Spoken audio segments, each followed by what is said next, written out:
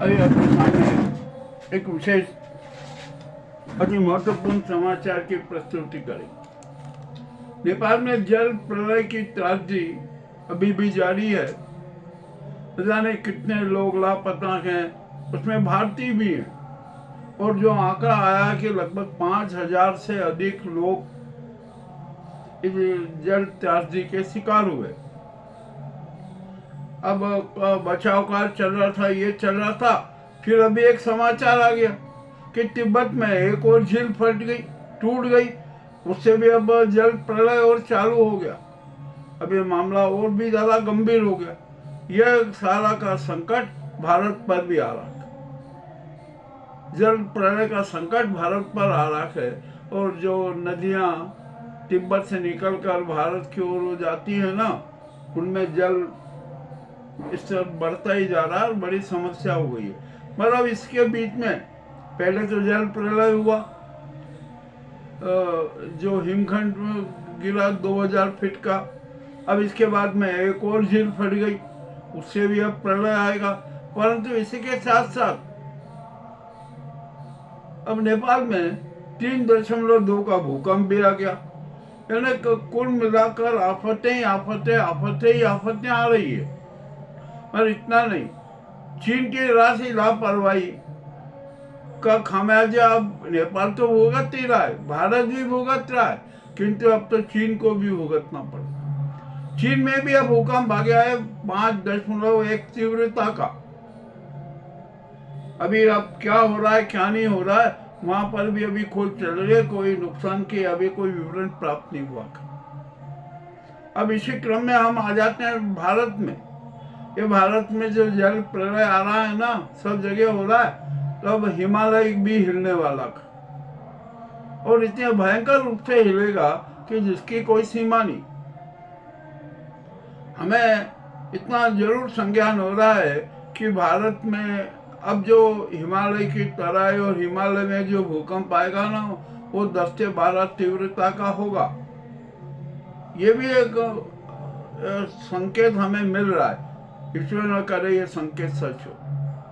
परंतु क्या करें, हम जो प्रकृति को उपहार दे रहे हैं, प्रकृति हमें वही वापस लौटा रही है। अब हर प्रकार की त्रासदियां हैं, संकट है, सब कुछ घेराते जा रहे हैं। और यदि भारत में और हिमालय के तराई और हिमालय में 10 से 12 तीव्रता का भूकंप आ गया, तो भारत की क्या स्थिति होगी, इसकी जरा परिकल्पना कर लीजिए। अब तो यहाँ पर इन सब संकटों से एक ही स्पष्ट निर्णय आता है कि हम प्रकृति के साथ छेड़छाड़ ना करें। जो प्राकृतिक संरचना है ना, उसको वैसी की वैसी ही बनी रहने दें। निर्माण करना है तो निर्माण का ढंग और निर्माण का रास्ता दूसरा भी हो सकता है, किंतु कोई भी यहाँ पर विवेकवादी ढंग से सोचने को तैयार नहीं है। ये अति घातक समाचार है। और जो हिमालय तिब्बत में उधर है ना, लगभग 1700 झीलें हैं। 1700 झीलें हैं। अब वो झीलें टूटती जा रही है, तो ये जल प्रलय तो होगा ही। और भयंकर जल प्रलय भी होगा। यदि भूकंप आ गया ना, तो कैसा जल प्रलय आएगा, मामला बड़ा विचित्र है। और अब भारत में हम भारत सरकार को और राज्य सरकार को चेतावनी देते हैं कि जितनी भी देश में नदियां हैं, उसमें डूब फैक्ट्री से लगभग 400 मीटर दूरी पर निर्माण कार्य होना चाहिए। नदी तट से 400 मीटर। अभी हमारे यहाँ उज्जैन में क्षिप्रा है। क्षिप्रा के घाट, क्षिप्रा के जो डूब क्षेत्र है ना, 200 मीटर से अधिक का है, किंतु वहाँ पर स्थायी निर्माण हो गए, वो हो गए। तो प्रशासन ने वो जो सुरक्षा का क्षेत्र था ना, वो 100 मीटर कर दिया। अब यदि भयंकर बाढ़ आ गई तो क्या होगा, ये भी जरा सोचने और समझने की जरूरत है। तो यहाँ पर हम उन्माद में और अविवेकी निर्णय लेते जा रहे हैं, करते जा रहे हैं, और इसका खामियाजा तो जनता को ही भुगतना पड़ेगा ना। अब जो भी हो रहा है वो क्या किया जाए भैया, यहाँ तो कोई सोचने समझने को तैयार नहीं, सुनने को तैयार नहीं। तो ये अति महत्वपूर्ण समाचार और तो नेपाल बड़ा संकट में आ गया, चीन भी संकट में आ रहा है और भारत के भी कुछ राज्य संकट में आ रहे हैं। तो ये प्रकृति की ओर से जो हमें दंड मिल रहा है ना, फिर भी हम नहीं समझ पा रहे हैं, और कब समझेंगे, कैसे होगा, कुछ समझ में नहीं आ रहा है। और मुझे तो एक बात लगती है कि हम जो धारणा के धर्म में विश्वास कर रहे हैं ना, वही हमारे लिए बहुत बड़ा संकट है। हम सच्चा धारक धर्म जो होता है ना, उसका तो अंतिम संस्कार कर चुके हैं। ये बड़ी दुख भरी बात है। हम मानव समाज के लिए ये बड़ी कलंकित घटना है ना। हमें अब सबको सुधरना होगा। यदि हम नहीं सुधरे ना तो हमारा विनाश तय है।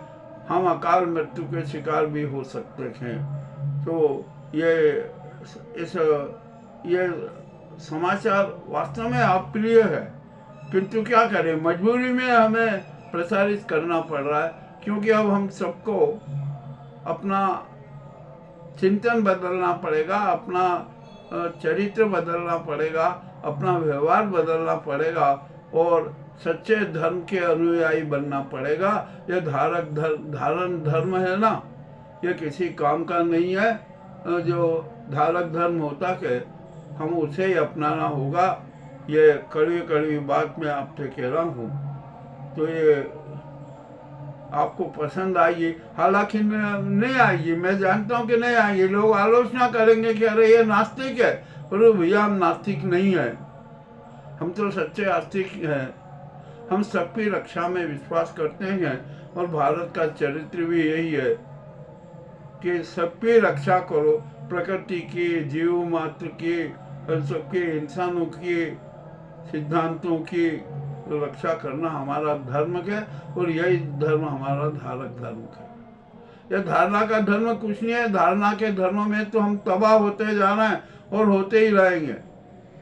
यह कड़वी बात भी आपको समझना होगी और अपने आप को बदलना होगा। बहुत बहुत धन्यवाद।